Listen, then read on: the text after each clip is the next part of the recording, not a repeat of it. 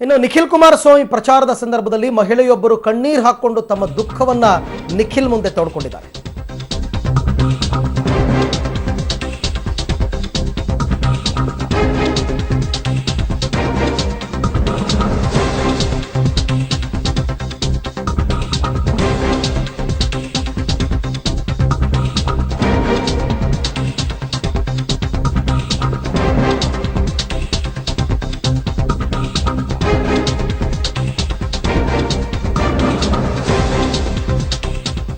ನಿಖಿಲ್ ಕುಮಾರಸ್ವಾಮಿ ಪ್ರಚಾರದ ವೇಳೆ ಮಹಿಳೆಯೊಬ್ಬರು ಕಣ್ಣೀರು ಹಾಕೊಂಡಿದ್ದಾರೆ. ಯಾಕೆ ಅಂದ್ರೆ ನಮ್ಮ ಮಕ್ಕಳಿಗೆ ಕೆಲಸವಿಲ್ಲ ಅಂತ ಪದ್ಮಮ್ಮ ಅಂತಕ್ಕಂಥ ಮಹಿಳೆ ಕಣ್ಣೀರು ಹಾಕಿದ್ದಾರೆ. ಆತಗೂರಿನಲ್ಲಿ ಪ್ರಚಾರದ ವೇಳೆ ಮಹಿಳೆಯ ಕಣ್ಣೀರು ಒರೆಸಿದ್ದಾರೆ. ನಿಖಿಲ್ ಕೆಲಸ ಕೊಡಿಸುವಂತಹ ಭರವಸೆಯನ್ನು ಕೂಡ ನಿಖಿಲ್ ಕುಮಾರಸ್ವಾಮಿ ಕೊಟ್ಟಿದ್ದಾರೆ. ನಿಮ್ಮ ಜೊತೆ ಕಷ್ಟ ಸುಖದಲ್ಲಿ ನಾನು ಭಾಗಿಯಾಗ್ತೀನಿ, ನಿಮಗೆ ವ್ಯಾಮೋಹ ಬೇಕಾ ಅಭಿವೃದ್ಧಿ ಬೇಕಾ ನೀವೇ ನಿರ್ಧಾರ ಮಾಡಿ ಅಂತ ಹನುಮಂತಪುರದ ಪ್ರಚಾರದ ವೇಳೆ ನಿಖಿಲ್ ಕುಮಾರಸ್ವಾಮಿ ಹೇಳಿದ್ದಾರೆ.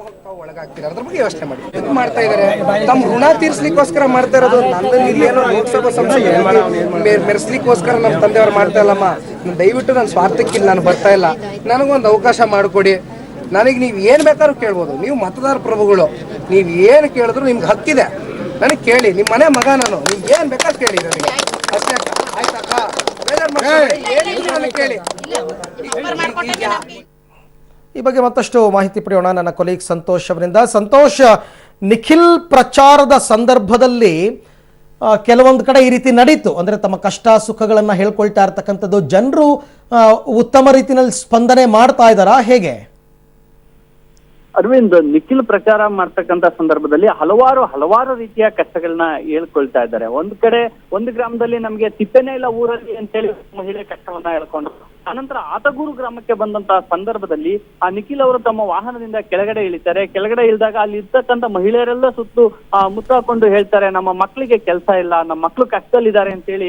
ಅದರಲ್ಲೂ ಕೂಡ ಪದ್ಮಮ್ಮ ಅಂತೇಳಿ ಒಬ್ರು ಮಹಿಳೆ ಅಳೋದಕ್ಕೆ ಶುರು ಮಾಡ್ತಾರೆ. ಈ ಸಂದರ್ಭದಲ್ಲಿ ನಿಖಿಲ್ ಅವರ ಕಣ್ಣನ್ನ ಒರೆಸ್ತಾರೆ. ಅಳ್ಬೇಡಿ ಅಮ್ಮ, ಅಳ್ಬೇಡಿ ಅಂತೇಳಿ, ನಿಮ್ಮ ಕಣ್ಣೀರು ವರ್ಷ ಕೆಲಸ ಮಾಡ್ತೀನಿ, ನನಗೆ ಒಂದು ಅವಕಾಶ ಮಾಡಿಕೊಡಿ ಅಂತೇಳಿ ಅವರಲ್ಲಿ ಬೇಡಿಕೆಯನ್ನ ಸಲ್ಲಿಸ್ತಾರೆ. ಓಕೆ ಸಂತೋಷ್, ಹಾಗೆ ಲೈನ್ ಅಲ್ಲಿ ಇರಿ. ಏನ್ ನಡೀತು ಅಲ್ಲಿ ಆ ಸಂದರ್ಭದಲ್ಲಿ ಅಂತ ಮತ್ತೊಂದ್ಸರ್ತಿ ನೋಡೋಣ. ಗೋಸ್ಕರ ನಮ್ಮ ತಂದೆಯವ್ರು ಮಾಡ್ತಾ ಇಲ್ಲಮ್ಮ.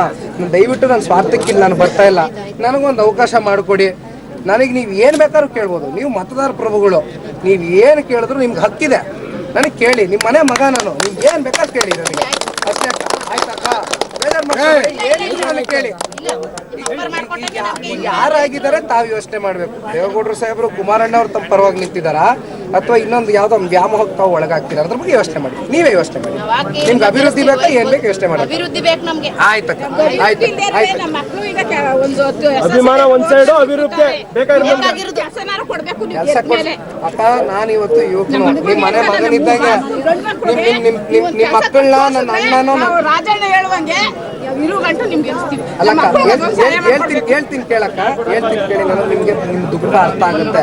ಯಾಕೆಂದ್ರೆ ಹಲವಾರು ಚುನಾವಣೆಗಳಲ್ಲಿ ನಾನು ಏನು ಹೋಗಿದ್ದೀನಿ, ನಮ್ಗೆ ದುಡ್ಡು ಕೊಡಿ ಮತ್ತೊಂದು ಮಾಡಿ ಅನ್ನೋದು ತಾವು ಕೇಳಲ್ಲ. ನನಗೆ ಗೊತ್ತದು, ತಾವು ಭಾರಿ ಸ್ವಾಭಿಮಾನಿಗಳು ಅಂತ ನನಗೆ ಗೊತ್ತಕ್ಕ. ನನಗೆ ತಾವು ಕೇಳೋದು ಇಷ್ಟ, ನನ್ನ ಅಣ್ಣನೋ ನನ್ನ ತಮ್ಮನಿಗೂ ಏನ್ ಮಾಡ್ತೀಯಾ, ಯಾವ ಕೆಲಸ ಮಾಡ್ಕೊಡ್ತೀಯಾ, ಅದು ನನ್ನ ಜವಾಬ್ದಾರಿ. ಇವತ್ತು ನಾನು ಯುವಕನಾಗಿ ಇಲ್ಲಿ ಬಂದಿದ್ದೀನಿ, ಯುವಕರ ಪರವಾಗಿ ನಾನು ನಿಲ್ತೀನಿ, ಅವ್ರ ಧ್ವನಿಯಾಗಿ ನಿಲ್ತೀನಿ. ಬೇಜಾರು ಮಾಡ್ಕೊಬಿಡಿ ನೀವು ಆಮೇಲೆ ಹತ್ತಕ್ಕೋ, ಆಯ್ತಾ?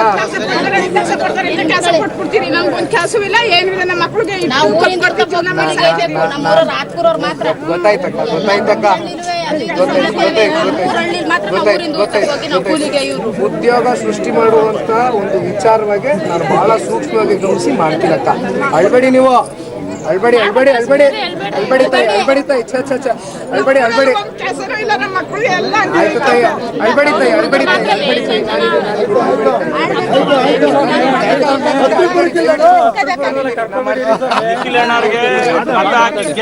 ಆಯ್ತು ಆಯ್ತು, ಮಾಡ್ತಾರೆ ಬಿಡಿ, ನಾನು ನನ್ನ ಸ್ವಾರ್ಥವಾಗಿ ಕೇಳಲ್ಲ. ತಾವು ನನ್ನ ಮೇಲೆ ವಿಶ್ವಾಸ ಇದೆ ಅಂತ ಅನ್ಕೊಂಡಿದ್ದೀನಿ, ವಿಶ್ವಾಸ ಇದೆ. ಒಂದು ಅವಕಾಶ ಮಾಡ್ಕೊಳ್ಳಿ, ಬರೀ ನಾನು ಬರ್ತಾ ಇರೋದು.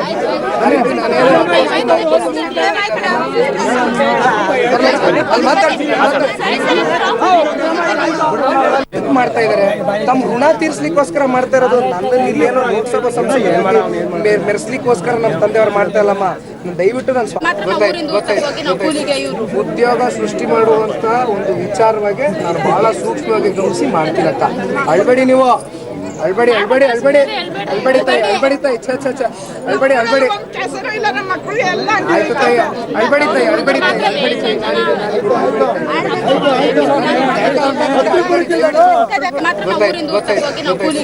ಉದ್ಯೋಗ ಸೃಷ್ಟಿ ಮಾಡುವಂತ ಒಂದು ವಿಚಾರವಾಗಿ ನಾನು ಬಹಳ ಸೂಕ್ಷ್ಮವಾಗಿ ಗಮನಿಸಿ ಮಾಡ್ತೀನಕ್ಕ. ಅಳ್ಬೇಡಿ ನೀವು, ಅಳ್ಬೇಡಿ ಅಳ್ಬೇಡಿ ಅಳ್ಬೇಡಿ ಅಳ್ಬೇಡಿ ತಾಯಿ, ಅಳ್ಬೇಡಿ ತಾಯಿ, ಛ ಛ ಛ ಅಳ್ಬೇಡಿ ಅಳ್ಬೇಡಿ. ಆಯ್ತು ತಾಯಿ, ಅಳ್ಬೇಡಿ ತಾಯಿ, ಅಳ್ಬೇಡಿ ತಾಯಿ, ಅಳ್ಬೇಡಿ ತಾಯಿ. ಮತ್ತೆ ಸಂಪರ್ಕ ಮಾಡೋಣ ನನ್ನ ಕೊಲೀಗ್ ಸಂತೋಷ್ ಅವರನ್ನ. ಸಂತೋಷ್, ಸ್ಥಳದಲ್ಲೇ ಏನಾದರೂ ಪರಿಹಾರ ಕೊಡೋ ರೀತಿನಲ್ಲಿ ಏನಾದರೂ ಕೆಲಸಗಳನ್ನ ಮಾಡಿದ್ರ ನಿಖಿಲ್ ಅವರು? ಹೇಗೆ ಸ್ಥಳದಲ್ಲೇ ಪರಿಹಾರವನ್ನ ಕೊಡ್ಲಿಲ್ಲ, ಆದ್ರೆ ಸದ್ಯಕ್ಕೆ ಭರವಸೆಯನ್ನ ಅಂತೂ ನೀಡಿದ್ರು. ಯಾಕಂದ್ರೆ ಮಹಿಳೆಯರೆಲ್ಲ ಸೇರ್ಕೊಳ್ತಾರೆ, ಅವರ ಕಷ್ಟಗಳನ್ನ ಹೇಳ್ಕೊಳ್ತಾರೆ. ಬಹುತೇಕ ನಿಖಿಲ್ ಸುತ್ತ ಇದ್ದಂತವ್ರು ಎಲ್ಲರೂ ಕೂಡ ಒಂದ್ ರೀತಿ ಬಡ ಮಹಿಳೆಯರಂತಾನೆ ಹೇಳ್ಬೋದು. ಅವ್ರಿಗೆ ಜೀವನ ನಿರ್ವಹಣೆಯೂ ಕೂಡ ಕಷ್ಟ ಆಗ್ತಿತ್ತು. ಈ ಕಷ್ಟವನ್ನ ನಿಖಿಲ್ ಅವ್ರ ಬಳಿ ಹೇಳ್ಕೊಳ್ತಾರೆ. ನಮ್ಮ ಮಕ್ಳಿಗೆ ಅಟ್ಲೀಸ್ಟ್ ಕೆಲಸ ಕೊಡ್ತಿದ್ರೆ ನಮ್ಮ ಪರಿಸ್ಥಿತಿ ಅದು ಸುಧಾರಿಸುತ್ತೆ ಅಂತ ಹೇಳಿ ಆರಂಭದಲ್ಲಿ ಹೇಳ್ತಾರೆ. ನಿಖಿಲ್ ಅವರು ಆಯ್ತು ಕೊಡ್ಸೋಣ ಅಂತ ಮಾತನಾಡ್ತಾ ಇರ್ತಾರೆ. ಇದೇ ಸಂದರ್ಭದಲ್ಲಿ ದುಃಖ ತಡೆಯಲಾಗದೆ ಆ ಪದ್ಮಮ್ಮ ಅಂತಕ್ಕಂಥ ಮಹಿಳೆ ಕಣ್ಣೀರ್ ಹಾಕೋದಕ್ಕೆ ಶುರು ಮಾಡ್ಬಿಡ್ತಾರೆ. ಮಕ್ಳು ಕಷ್ಟವನ್ನ ನೋಡೋಕ್ಕಾಗ್ತಾ ಇಲ್ಲ, ನಮ್ಮ ಮಕ್ಳಿಗೆ ಕಷ್ಟ ಇಲ್ಲ ಅಂತೇಳಿ. ಈಗ ಆ ಸಂದರ್ಭದಲ್ಲಿ ನಿಖಿಲ್ ಅವರ ಕಣ್ಣೀರನ್ನ ಒರೆಸ್ತಾರೆ. ದಯವಿಟ್ಟು ಅಳ್ಬೇಡಿ, ಅಳ್ಬೇಡಮ್ಮ ಅಳ್ಬೇಡಿ ಅಂತ ಹೇಳಿ, ನಿಮ್ಮ ಕಷ್ಟಕ್ಕೆ ಸ್ಪಂದಿಸ್ತೀನಿ, ನಿಮ್ಮ ಮಕ್ಕಳಿಗೆ ಕೆಲಸ ಕೊಡಿಸ್ತಕ್ಕಂತಹ ಭರವಸೆ ಕೂಡ ನಾನು ನೀಡ್ತೀನಿ ಅಂತಕ್ಕಂಥ ಒಂದು ಮಾತನ್ನ ಹೇಳ್ತಾರೆ. Arvind. Okay Santosh, thank you. ತಮ್ಮೆಲ್ಲ ಮಾಹಿತಿಗಾಗಿ ಧನ್ಯವಾದ. ಆಯ್ತು ತಾಯಿ, ಅಳ್ಬೇಡಿ ತಾಯಿ, ಅಳ್ಬೇಡಿ ತಾಯಿ, ಅಳ್ಬೇಡಿ